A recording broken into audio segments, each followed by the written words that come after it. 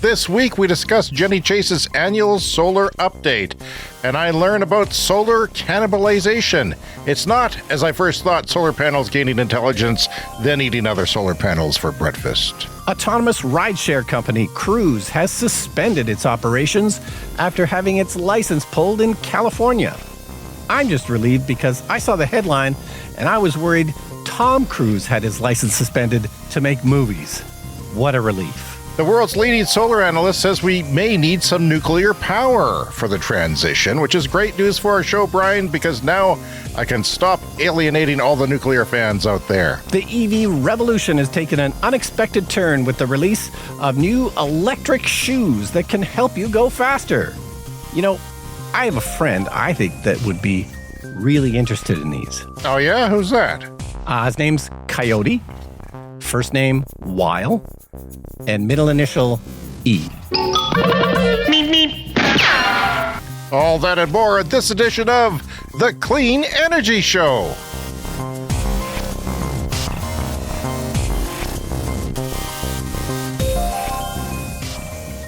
There's probably some more construction noises that you may be able to hear on my microphone. We're still doing rentals. It's almost like a running joke now. It's gone too far. Yeah, and it always seems to be on Monday. Like, it's really not happening 24 hours a day, 7 days a week, but it is always happening on Mondays when we record. But anyway, so if you want to talk about the construction this week, I'm curious. I'm sure our fans are. It's floors this week. We're putting in new floors upstairs, so they're not quite right above me, but banging on floors tends to be pretty loud. Carpet or wood or the actual subfloor? This is hardwood floors where we used to have some laminate. So okay, so you're replacing laminate with hardwood. Yeah. Wow. Yeah, that's we modern. had some water damage to it, and we decided to put in some nice hardwood floors. All right. Well, I was watching Jimmy Kimmel. Now, the late night comics are back from their strike, and he did a little practical joke on his kids where he was driving them to school, and there was Olivia Rodrigo hitchhiking on the way to school. But I noticed Jimmy's vehicle was a VinFast SUV, an all-electric VinFast SUV, and I thought those were horribly trashed by the reviewers, weren't they? I don't know that much about them. I know the stock price really shot up, and then it crashed back down again. Most EVs, the reviews would say, well, we can find a lot of positive things about anything we've ever talked about, except for this one.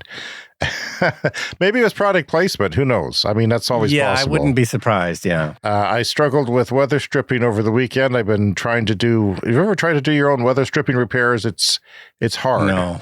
And yet I don't think that I could find somebody who would be very good at it. I don't trust that you would find a weather stripping expert either. I mean, I'm sure they exist, maybe not in our small market, but yeah, it's tough. And it's tough because in September now, we get these box lighter beetles on the south, our house faces south, and they're just coating everywhere. They're waiting for their chance to get in. That is their MO, is to get into a warm structure over the winter and, survive. So they coat themselves in the house, and they're waiting to get in the door. So when I go at the door, I have to take a spray bottle with me like I'm fighting in Vietnam or something and just shoot them all with soapy water. And so that's no time of year to open the door and work on the stripping. So it's only in the summer, but that's too hot. So I don't know. I was doing it in the winter, and I saw a light gap in there. That's just a light. That's no good.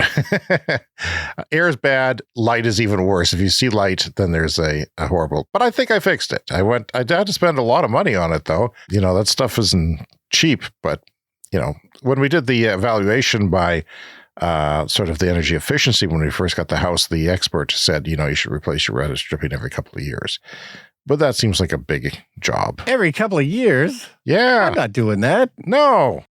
We need somebody to start a business to do this for us. Yeah, just kind of like subscribe to it, and every couple of years they come by with new weather stripping. A weather stripping subscription, yeah. All right, well, let's get on with it. We've got a big show here. This first story is about the electric shoes. Just when you thought normal shoes were ample. Yeah, electric shoes. These are going to help you walk 2.5 times faster. They're called moonwalkers. And It's a silly story, and it seems like a silly item, but I like talking about it. Is there video of them walking? Because I don't see any video. No, I haven't seen any video. But the idea is that you just walk at a normal pace. You walk in your normal gait, and then there's wheels on the bottom that help you just go faster. So you walk at your normal pace, but it actually propels you at about a jogging pace with these electric. Yeah. I think I would pull something. No, you just walk at a normal pace. You can do that without pulling something, can't you? No, not necessarily. I have to warm up. Yeah. So walking at a normal pace, and you're, I have to see video of this, Brian. Yeah. I mean, there's wheels on the bottom, but it's not like a rollerblade. They're flat, and they've got batteries, and they just, it's got intelligent motors in it and stuff that, again, you just walk at a normal pace, and when your wheels hit the ground, they just, propel you forward. Hello, fellow pedestrians. You know that feeling when you're at the airport and you step onto a moving sidewalk? You're still walking, but suddenly the world is floating by so much faster, and you have all this extra effortless speed. This is from Wired. Behind these. I've pulled up a YouTube video, and I'm hoping to put an electric moving sidewalk under each of your shoes. Oh. They promise to increase your walking speed by 200. It doesn't look as stupid as I thought it would. It kind of looks like you're moonwalking and forward, you're just kind of walking and you're sliding very quickly. Yeah. And they're called moonwalkers. It's a company called Shift Robotics. It started at Carnegie Mellon University, and it started as a Kickstarter a while ago, but they're now at the point where they're just selling them on their website. So this is a real product that you can buy. I mean, it's niche, but the reason I like talking about it is because we'd like to say we're in the early innings of all this. And this is the kind of stuff that's made possible with the electric revolution. Lithium-ion batteries and electric motors are going to transform the world. And there's going to be all kinds of products that we never thought of. And this is kind of one of those products. So it's expensive, $1,400 for a pair of these things.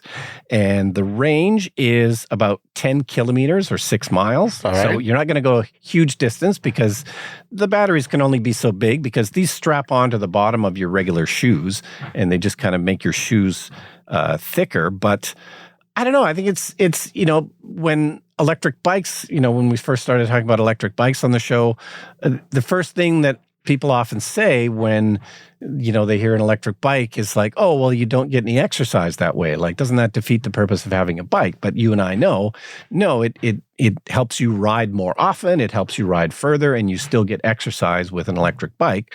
Well, this is the same kind of thing. You could just walk to places that you wouldn't normally walk to. Like, this could take me downtown, and it would normally take me an hour to walk downtown. So I never do that because it's too far. It takes too long.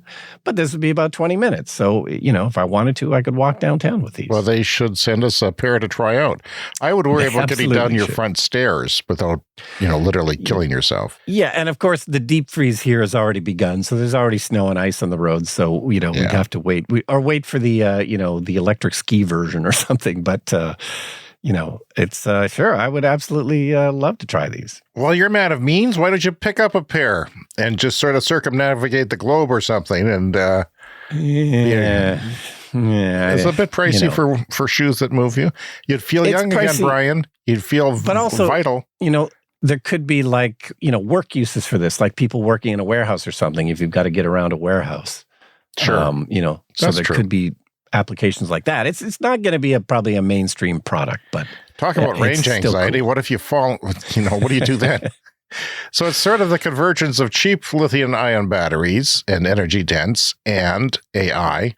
Because they say it runs on AI, so it needs a computer to sort of figure adapt what you're doing and when to push. Yeah, and this is generation 1, like so many of the products that we talk about. This is the first generation, so I imagine these will only get better. Okay, it's time for the tweet of the week, and no, I'm not calling it the X of the week.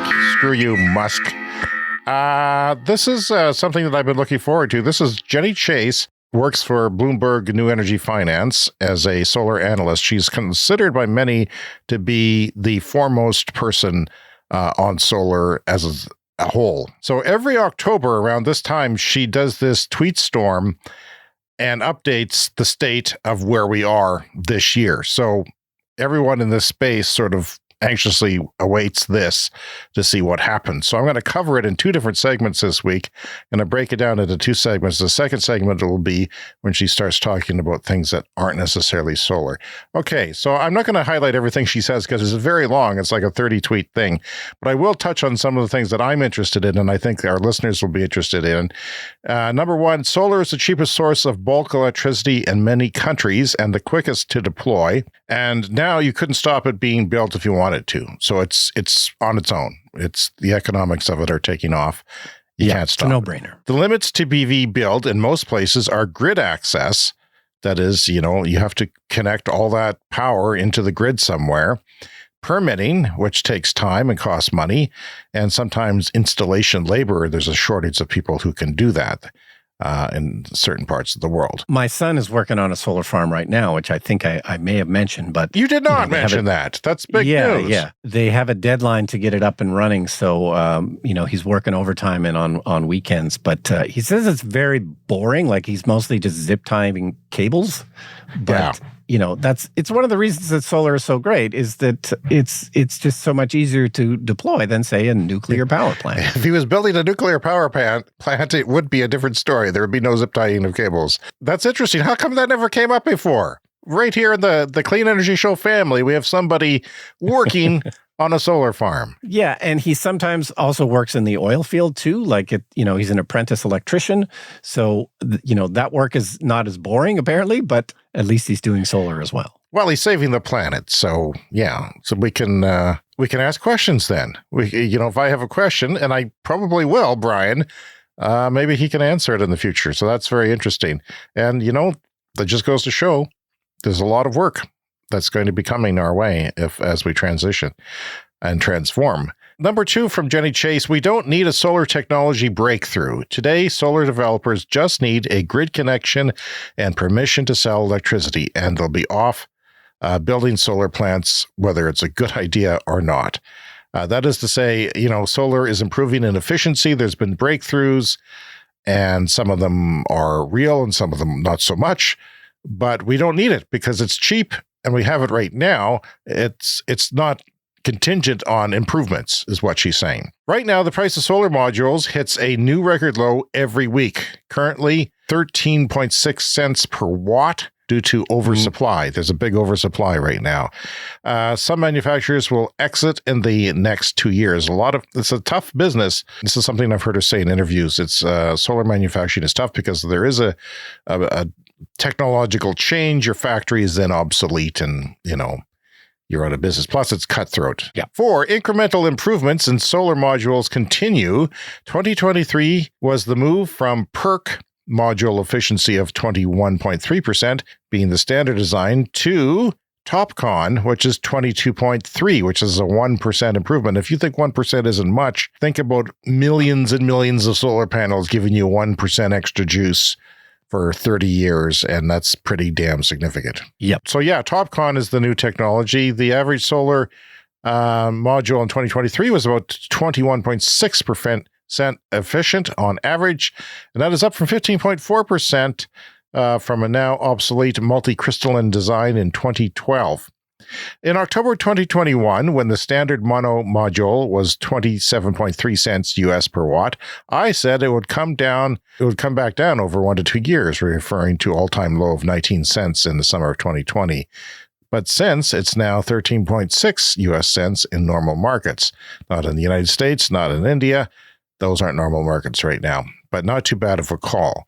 In number 6, India and the U.S. have solar import tariffs, so modules are pricier there, 23 and 33 cents respectively, and both countries are subsidizing local manufacturing capacity. This is a perfectly good strategy as long as it doesn't slow down their energy transition.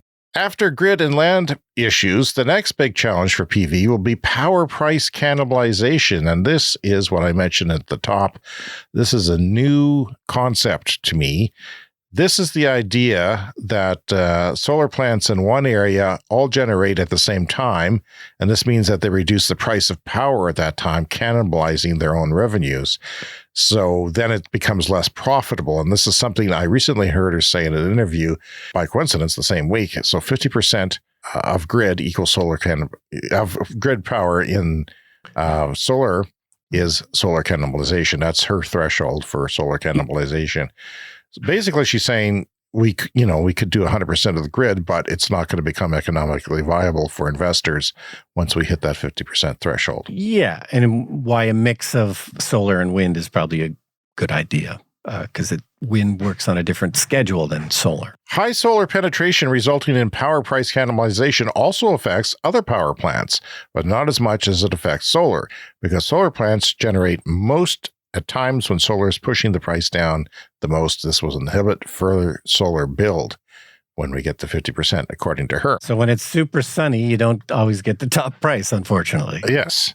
This is why we think that there are going to be lots of negative pricings in electricity when renewables dominate all grids. By 2030, most countries will have spot power prices of zero for a few hours every sunny day. This is what we're talking about. This will be passed on to end consumers to encourage them to shift power demand to sunny days or sunny periods by electric vehicle and battery charging and preheating and pre-cooling their house. So you with your heat pump, by the way, how's your heat pump going? It's now winter. Yeah. Yeah, So I far, don't so know good? what the electrical bill is going to be yet. I haven't had it long enough to know the effect on power. I know it's going to use a lot of power. But in terms of heating the house, it's working great. Okay. So it may well be that negative power prices are happening for a few hours every sunny day, followed by high evening power prices when the sun goes down. And this is a problem solved by capitalism and batteries. Utility scale batteries became a thing much faster than I expected, Jenny Chase says.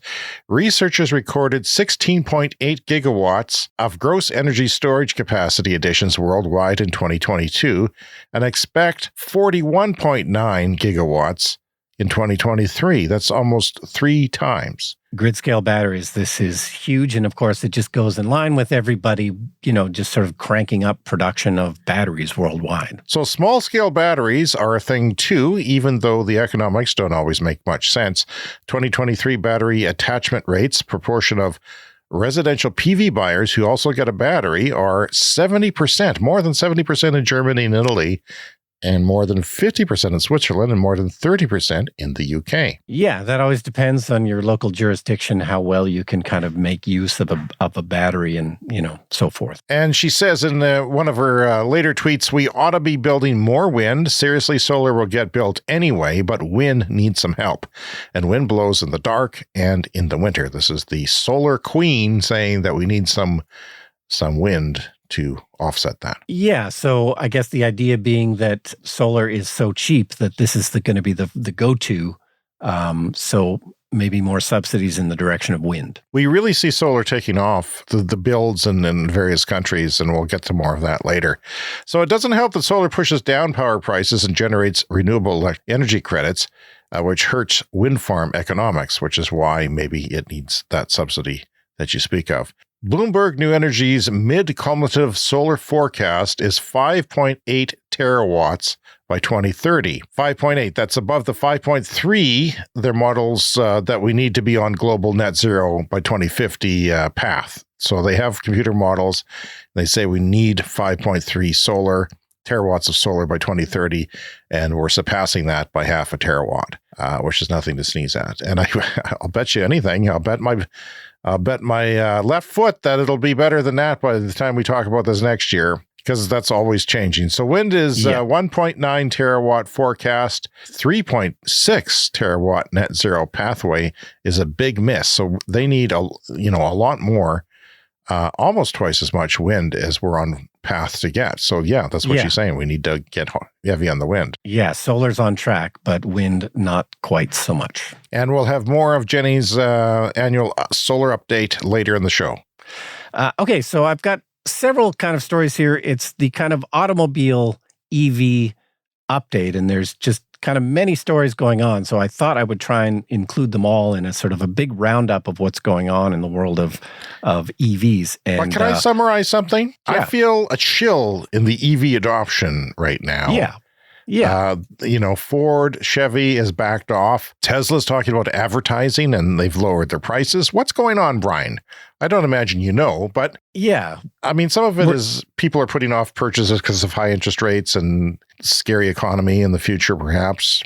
Confidence is low. Yeah, we're just at an EV plateau. I mean, it's the demand is still there. People still want electric vehicles. Everybody's mostly still ramping up production. Tesla's still increasing their production. And yes, they're starting to have to advertise, but, they're bumping up against the limits of their kind of more early adopter strategy. So yeah, they're starting to advertise because not enough people know about this. And, the other car makers, like they're getting on board with Tesla's charging connector, which is a big deal. But that's still a couple of years away. So it kind of feels like a lot of the players, they're just not quite ready to really ramp things up. So we're just at a plateau in the demand, and it's going to be a hump that we have to get through. And yeah, like high interest rates, that's definitely part of it. It's definitely more expensive to buy losing a car. $30,000 on their trucks. That's why I can't wait for the Tesla Cybertruck reveal. I think that's very important to see what they have to bring to the table. But here's the thing, though, and GM and Ford both said they're going to scale back because they don't quite see the demand. And of course, I think they're scared because they're losing $30,000 a truck. But in order to get profitable, you have to get at scale. So like slowing down doesn't make sense. The reason they're in the pickle they're in right now is because they moved too slowly, that they should have started on all this stuff 10 years ago. And so slowing down the plans again just doesn't really make sense. And Hyundai Kia have said the opposite. They're going to keep expanding. They're going to keep doing whatever they want with EVs. They're going to keep pushing it. Nissan has said that as well. Nissan hasn't been doing great lately, but they've got a big success now in Japan with an electric vehicle, a small electric vehicle. And this story is from Bloomberg. So the top-selling EV in Japan is a car that's a joint venture between Nissan and Mitsubishi. And, we often talk about the Japanese automakers lagging behind. Well, they have a hit on their hands. That's the good news. The bad news is EVs only make up 1.5% of new car sales in Japan as of last year. So pathetic. It's very, very bad. But Nissan, I think they're just in a different position. They've been kind of losing market share. They haven't been doing great lately. So they're ready to go, further with EVs. But yeah, this is this car in Japan. It's a very, very tiny little car. It's called the Sakura, and Mitsubishi has a version. They call it the EKX. They developed it jointly together. It won Japan's Car of the Year award in 2022. Did it? And now here in the first half of the year, it's roughly accounts for half of the EV sales. And the main selling point is that it's cheap. It's about a $13,000 EV, and this is proving popular. And some of the news stories on the adoption problem is that people are concerned about infrastructure. Do you think that's valid right now, these days? I mean, you certainly don't have a problem. Yeah, I mean, for non-Teslas, I think it's still an issue. I did look up what, in Japan in particular, how they're doing with chargers.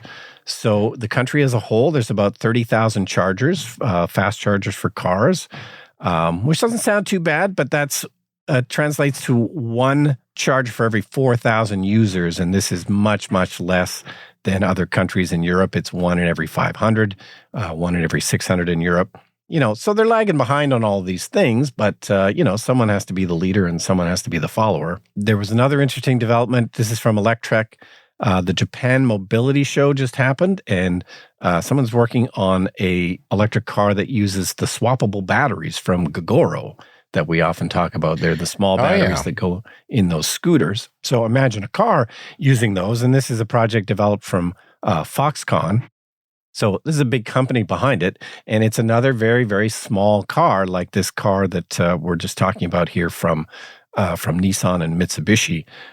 So, not a lot of range, but particularly in rural Japan, this has just proven to be really popular because there's a lot of people that just need to do small commutes, that do small drives. And if you're out in the countryside in Japan, there isn't maybe necessarily the public transit for you. I understand there's 4 of them and you put them in the back of the car, kind of in the cargo space. But, they're pretty heavy. Yeah, I mean, you're doing it one at a time, so hopefully it's not too bad. But, the idea being also that because there's so many Gogoro battery swap stations that maybe you only need to swap one of them. Maybe you only need to swap 2 of them because, there's a lot of stations everywhere. But anyway, getting back to the U.S., I just wanted to do an overall strike update because this really seems to have been the year of strikes, not just in the automotive industry, but of course, the Writers Guild in America had a huge strike. Apparently, the Screen Actors Guild is close to a settlement, perhaps. Just rumors, Brian. You don't know that, do you? What do you know? Are you inside the talks? That's the latest word I'm hearing on the street. UPS had a big strike as well that was didn't know that settled recently. But of course, it's the automotive companies that I've been kind of the most interested in. They have reached tentative agreements. So the UAW is expanding their strike against General Motors, but Stellantis reached tentative agreement and so did Ford. So it seems that perhaps we're kind of getting to the end of the automotive strikes. There's about a 25% jump in wages over the next 4.5 years with this contract that Ford and Stellantis are signing. So these are decent increases. Of course, we're living in a high inflation world. So, this is, I guess, why we're in the year of strikes, partly. But in any case, we're kind of moving forward, at least, with some of these strikes. And there's been other announcements. General Motors and Honda, they had an EV partnership that we probably talked about on the show maybe a year ago or something. Yeah. They decided to end their partnership. So GM and Honda both kind of scaling back their EV plans, which is disappointing. So whatever they thought they were going to do with that partnership is ending. Like I said, Hyundai, Kia, they're going to push forward. Yeah, Tesla has maybe slowed down a bit, but I suspect that like they're building that new factory in Mexico, which is to build their new lower cost car. That's also delayed, though. That's been cooled down. But again, like what would they gain by actually slowing it down? Like it's, they're going as quickly as they can. I suspect that there's just normal delays. It is a chance to argue for lower interest rates. It's part of this is just complaining on the part of Tesla and others that they're just trying to get the Fed to lower interest rates. So they're just sort of crying about demand maybe being stalled because of that. Well, you know what I think? I think that legacy auto, and when I say that, of course, I mean Ford, GM, Toyota, Honda, they are stumbling. They have put out great cars in some cases, in most cases, and then they really didn't do what Tesla did. Tesla consolidated and made great efficiencies, but they have this old system with ICE vehicles where they have different manufacturers for different sections of the vehicle. They all have to cooperate with each other, and it's very difficult to lower the price and have efficiencies, and things just aren't, evolving very fast. So I think Ford said something like, we're going to come back with a new platform and a new, a more profitable F-150 that's going to be better, that charges faster. That's one of the knocks against it, is that, it's a very big battery. It would charge fast if it was my Bolt. It would be fine, but because it's such a big vehicle and a big battery, it's not that very fast charging speed. So I think, they've stumbled, and they're not going to, I think it's a problem for them because who's ready to come? BYD from China and others from China. And they may not necessarily be doing North America at the moment very strong, but they are doing Europe and Australia, I think, and other parts of the world, to South America even. So, they're very threatened by it in Germany, I know. They're, it's Volkswagen culture there, and they're not happy with these lower priced cars coming. And even with all the tariffs, they're still competitive on price from China. Yeah, it was always going to be an uphill battle for all the legacy automakers because you have to figure out how to wind down your combustion car infrastructure and ramp up. And, it's a nearly impossible thing to do. Like it could be that they're doing it as well as they possibly could. It's just incredibly difficult because your new product line makes your old product line obsolete. And, at a certain point, people aren't going to want to buy the gas cars. But at this particular moment, they're not quite seeing the demand they want for EVs. So they're pulling back on the gas pedal, as it were, no pun intended. But, then they're just prolonging this phase out of their gas cars. It's an incredibly difficult position to be in.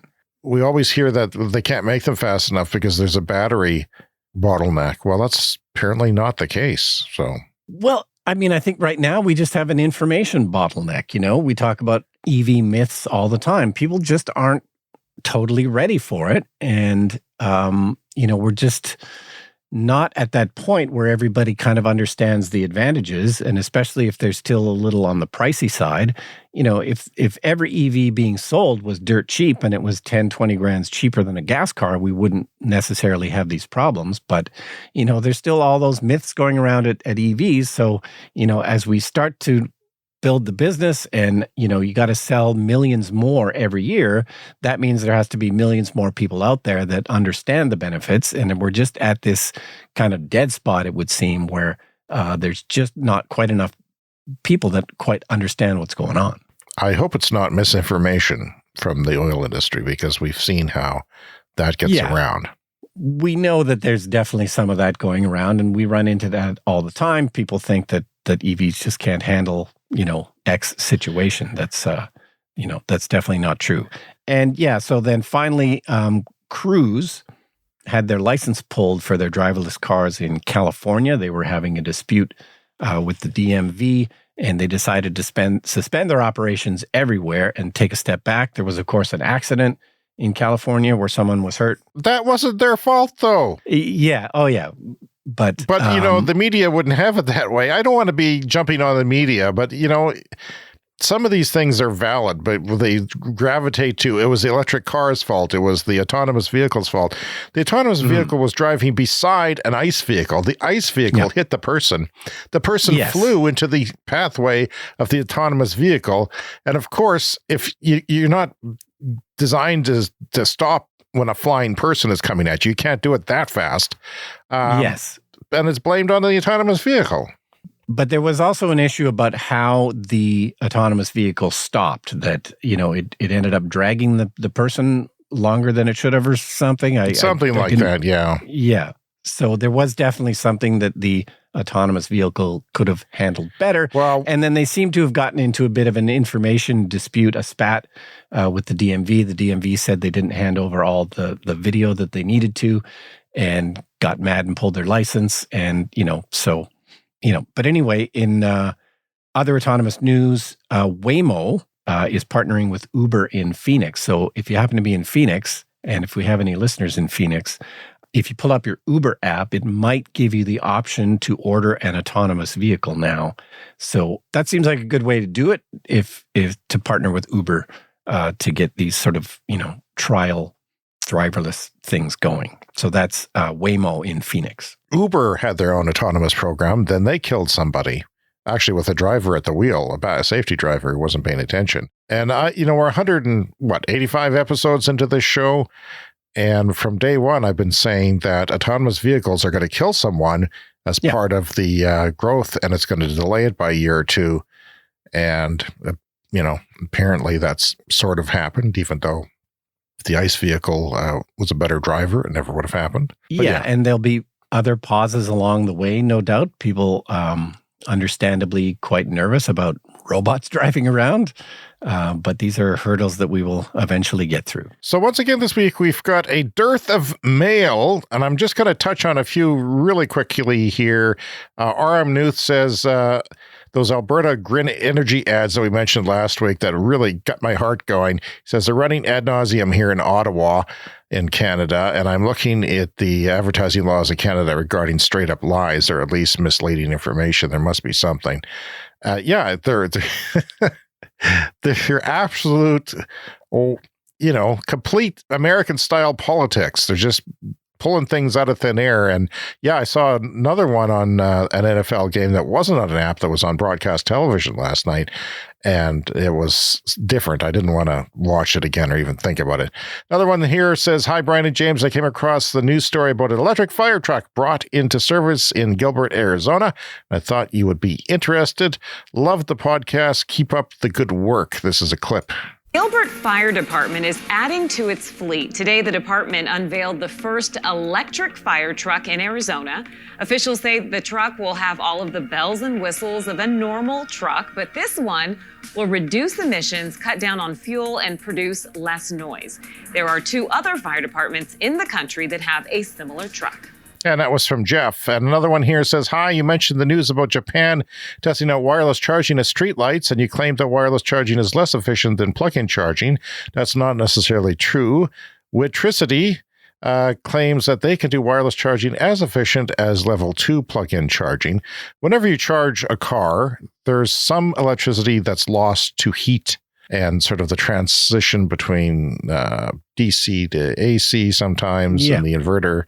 They are using magnetic resonance in the wireless transfer, and you don't need the onboard charger in the car. I don't know how that works. I'm not a technician. See more here. This is wintricity.com.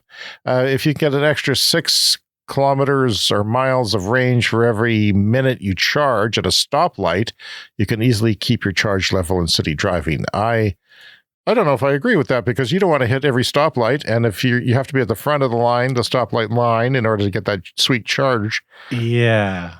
I mean, in an ideal world, it'd be progressive and you keep moving. He also says Tessa Bjorn from Norway, who, congratulations, Bjorn, he's got a new house today that he's moving into, has also tested wireless charging and was surprised at the efficiency. Thanks for a good show. Not a great show, not a fantastic show, just a good show. I guess better than an okay show and way better than a crappy show. This is from BR, our Sven, the Green Viking.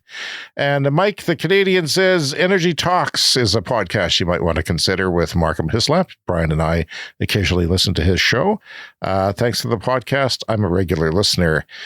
Dear Brian and James, hello. My name is Otto Gunderson, and I am a renewable energy reporter that has spent 2023 traveling across South America and Africa and writing on renewable development in the global South. I believe is an important part of the transition to clean energy that is underrepresented in the news today, and I would be so grateful to speak on your podcast about my findings. We don't have guests, but thanks, Otto. I get 5 emails a day, Brian, saying, I love your show. You and Brian are fantastic, and I've got a great guest for you. So they obviously haven't listened to the show, because they would know then that we don't have guests. Randy recommended 2 New York Times articles, one feature on the Canadian wildfire season that was called Canada's Year of Fire, and EV Range Anxiety is a case study where the reporter was driving from Minneapolis to North Dakota border community in the summertime.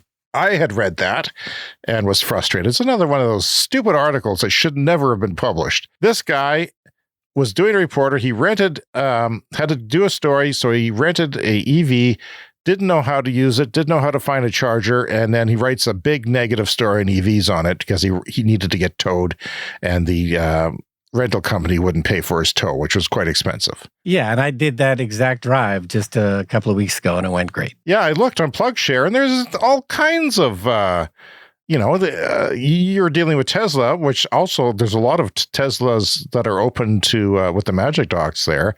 But I also did the better route planner to plan it out in my car. No, in his car, the car that I can't remember which car I used, but I used his car and his configuration. And yeah, it was possible to do. You had to take a bit of a detour because there is a bit of a black hole there where he was going. But for the most part, the whole state is covered in level 3 chargers. They just are missing one in that area. Yeah, and I've heard people talking about Hertz. Hertz, of course, rents quite a few electric vehicles. They have Teslas and Polestars and other cars. And there's a suggestion that maybe they're not doing enough education with their users, because it is, if you've never done it before, it is a learning experience. People are used to being able to just stop at a gas station wherever you want, and it's obviously not that much more difficult to charge. But, there is a slight bit of knowledge that people need. Anyway, that's it. That's all the mail I'm going to touch on this week because we're going long. Story here from 9 to 5 Mac. I wanted to bring this up because I mentioned it just in passing a few weeks ago. There was an Apple event, and they have their new Apple Watch that's out. And a big part of the presentation on their keynote was the fact that the new Apple Watch is carbon neutral, that, Apple has been adding more clean energy to their manufacturing and so forth. But anyway, 9 to 5 Mac reports that in Europe, Apple is not allowed to call their watches carbon neutral because they're using some carbon offsets to get to that 100% figure. So this is the European Consumer Organization, BEUC. At the same time, they did acknowledge that Apple has done a good job of cutting their emissions. They've cut 81% of their watch-based emissions compared to the production of the watch in 2015. So Apple making great strides, but this is considered greenwashing in Europe if you're using carbon offsets as part of your, carbon neutral slogan or advertising slogan. Back to the solar report from Jenny Chase from Bloomberg New Energy Finance. She's a solar analyst and one of the foremost ones doing that work. The other day, I think I tweeted something out where they had where will solar be the cheapest renewable energy source to install in the world? And by 2025, all of Canada, the whole country, Alaska, the continent as a whole, North America, was completely covered in red, which meant that solar will be the cheapest, which means that there's enough sunlight there. But even in the 2030s, there's some places in Nordic countries, I would say, in Europe, Northern Europe, where they're still going to have a struggle. And I wonder if that's where Jenny Chase was talking about we're going to need some other sources to help with solar, because I guess maybe the resources aren't great there, but even in Canada, we are completely pretty good for solar. Hydrogen made with renewable electricity will be used for steel and fertilizer manufacture. Hydrogen made with renewable electricity will be used for steel and fertilizer manufacture. Some may be made into ammonia for shipping and aviation fuel. Some may even be burned for power in weeks of low renewables, which is one way to shift energy from summer to winter. That's their thought on hydrogen. Decarbonizing aviation is hard. The CEO of Lufthansa said in September that running its fleet on sustainable aviation fuel made from electricity would take half of Germany's current electricity demand. That is pretty significant, just for aviation. Bloomberg New Energy Finance, she says, thinks this is an underestimate, that it would actually be worse than that. And again, this is Jenny Chase's thoughts on things kind of not solar, but things that she bumps up against. Heat pumps are better for heating homes than hydrogen, but in seasonal climates like Northern Europe, this will exacerbate the seasonal demand and a supply mismatch for solar. So that's going to be a problem. We need to build wind and probably nuclear as well, she says. Getting that last 10 to 30% of carbon out will be hard and require some expensive solutions. The first 70 to 90% is fairly easy-ish, but we're getting on with it. And, we are. Ordinary people have no idea, she says, how much progress we've made. She says to tell people at parties that in 2022, renewables produced over 47% of Germany's electricity. Pretty darn amazing. I'm not sure I want to be that guy at a party, but yeah, that's a valid... I thought you were that guy at a party. Statistic. I am. Nobody wants to hear it, but if people get arguing, people start poo-pooing, if the renewables come up, they poo-poo it, what she's saying is that blows people's minds, and they don't think it's possible because they've been told otherwise. Yeah, and Germany wasn't known for its clean grid. Canada is known for its clean grid. Germany was not. But that's the stat. In 2022, renewables produced over 47% of Germany's electricity. Also, fairly cloudy climate, Yep. The 2022 energy crisis should put most concerns about the cost of renewables subsidies to rest. Renewable energy saved Europe billions of euros in imported gas and reduced purchases from Russia. Turns out, fossil fuels also cost money, and sometimes, unexpectedly, a lot. As I like to remind people, the fuel costs for solar and wind are zero. It's time for the lightning round. The lightning round is a fast-paced look at the latest headlines in climate, clean energy, and transportation. A new Stanford paper finds funding for carbon capture and pipes increase net CO2, air pollution, land damage, even in the easiest of cases. Better to end ethanol refineries and flex fuel vehicles and instead use battery electrics powered by wind, water, and solar. In India, solar power is increasingly meeting peak power demand that is occurring during the daytime hours, according to Ember Climate. Tony Seba writes, we can keep existing hydro, something we talked about last week, but new hydro cannot compete economically with 100% solar, wind, and batteries anywhere in the world that we've looked. For instance, when we did the solar, wind, battery numbers for the Anchorage area in Alaska, we kept the hydro, and this is what we got. So competitive pricing was getting beat. No point in making new hydro because it's more expensive, which is good for people who don't want new hydro, and because it's not carbon free either. The International Energy Agency's freshly released World Energy Outlook has China's fossil fuel use going into long-term decline in 2024. Brian, we're 2 months away. Yeah, some very encouraging words from the International Energy Agency this week on, the peaks for fossil fuels. And that's in their most conservative scenario. So the end of construction as an economic driver in China and its shift to building clean energy instead to drive the economic growth is what is happening. And it's time for a CES Fast Fact. About a third of RVers, that is recreational vehicle owners, the people who take to the highways and nature to live their lives and vacations, a third of them own an electric vehicle. I'm an RVer. I have an electric vehicle. Wow. There you go. And half of EV owners plan to tow a travel trailer, according to the RV industry. And this is from Bloomberg. So yeah, that's a thing. We see travel trailers with their own self-powered EV batteries popping up a lot now. Yeah, you can put batteries in your trailer because, of course, towing a trailer does affect your range quite a lot. But if there's batteries in the trailer, that can help. And of course, as we've been saying a lot, this is the first generation for all this stuff. So at some point in the future, towing trailers will not be an issue. And then you get the power in your trailer to power the damn trailer if you're off the grid, if you're boondocking, as we say in the Tom Selleck world.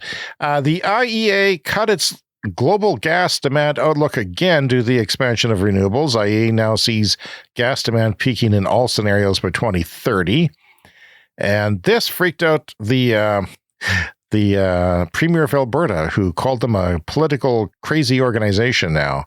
The IEA was formulated during the first energy crisis to manage the crisis in the 70s, but now they're managing the transformation of renewables. So in contrast, fuel producers like Shell expect gas demand to rise and play a key role in the energy transition. The IEA says no. I hope they're right. From our comrades at the China National Energy Administration, China's 9-month surge in new wind and solar generation eclipses the combined output of its 26 nuclear reactors that are under construction. That is to say, they're building the most nuclear reactors in the world by far, 26. Huge project, takes years and years and billions of dollars. And 9 months, they built more wind and solar. This is our point that we talk about all the time. We're in a race here to save the damn planet. We got to get the carbon out as fast as possible and do what's available and what's easy and what's cheapest. And yeah, they did more in 9 months with wind and solar than all of nuclear. And I know one of those things costs more than the other. So if Bloomberg NEF's expectation for solar additions in 2023 come true, solar alone this year will produce more than all the nuclear plants. Wow. Another CES Fast Fact. It takes about 300 acres of farmland, Brian, to run a petrol car on corn ethanol. 300 acres to run one car. Visit an electric car running on batteries takes about 1 acre of photovoltaic solar panels. So it's 300 times the land to make corn ethanol. Maine residents are set to vote in November on whether the state should replace 2 investor-owned utilities with a new nonprofit power company with wide-reaching implications for consumer electricity bills and Maine's climate fight. A study led by Stanford University, and aren't they all, it seems, School of Medicine now, says you can lower your personal food emissions by making some simple choices. Substituting chicken patty for ground beef means your burger will have about 8 to 10 times lower carbon footprint. That's just switching from beef burger to chicken burger. Ground beef patty has 20 times higher carbon footprint than one that's plant-based. Choosing chicken instead of beef for a meal results in an average reduction in greenhouse gas emissions roughly equal to driving 9 miles. I got to do that. Clean Technica, one high-speed train. The first high-speed train arrives in the southern hemisphere. This is in Indonesia, the nation's most populous island. The national capital and largest city, Jakarta, has 11.25 million residents, and the fourth largest city, Bandung, has 2.6 million, and the train is connecting. It's not terribly long, but they're going to expand it, I think, up to 800 kilometers eventually. But this train is capable of running at 420 kilometers per hour or 261 miles per hour. On this particular line, the trains have already tested up to 385. I've seen video. It's pretty surreal to see a train go that fast. It feels like you're flying. From the International Energy Agency again, China's total demand is on track to peak around the middle of this decade. I found that interesting because you know how we're always talking about China's demand is insatiable. It's growing so fast. It's interesting to know that this demand is actually going to peak at the middle of this decade, so they can stop building dozens of nuclear plants and coal plants even to try and keep up with that. So that's interesting. It's going to push fossil fuels into decline further. Another CES fast fact from the IEA, once again, a terrorist organization, according to the Premier of Alberta. Practically, it is not. 5 years ago, for $1 invested in fossil fuels, the same went to clean energy. But today, for $1 invested in fossil fuels, $1.80 is going to clean energy. So, yeah, why isn't that the one we're talking about? Why isn't clean energy the king? But fossil fuels, the oil industry is like wine, wine, wine, wine, wine. Oh, as us, we're the leaders. Well, screw you. You're small potatoes compared to clean energy. And of course, there are governments like Alberta. They rely on fossil fuel revenue. The economy is definitely tied to fossil fuels, but I don't know why they don't go hard at both. Like, they can keep going hard at fossil fuels because they love them so much and because, there is a demand for it. But why not go hard at renewables at the same time and be the kings of all energy? That's what they should be doing. Yes, but no, because fossil fuels has made them rich. Fossil fuels has made the province not have any sales tax, and they feel better than everyone else. It has a big psychological factor. And finally, this week, Professor Catherine Hayhoe, in light of the climate-denying, fossil fuel-funded new Speaker of the House in the United States Congress, she writes on Twitter, "Science doesn't care if we believe in it or not. You can say, I don't believe in gravity, but if you step off a cliff, you're going to go down. Climate is changing. Humans are responsible. The impacts are serious, and there are solutions if we act now." And that is our show for this week. Please take the time to contact us, cleanenergyshow@gmail.com. And around social media, we are Clean Energy Pod. Don't forget to rate and review us on your favorite podcast app or Apple iTunes, because you know what? It helps the show. And you should help us. Donate to the show via the links in your show notes if you care to. We would appreciate that. And if you're new to the show, remember to subscribe on your podcast app, because that way you get new episodes delivered every week. And why would you want that, Brian? We'll see you next time. It sounds great. This was definitely the loudest episode for construction. I tried to mute my microphone whenever I could, but there's so much banging going on. Anyway, we'll see you next week. You're driving the economy, and that's important. Bye.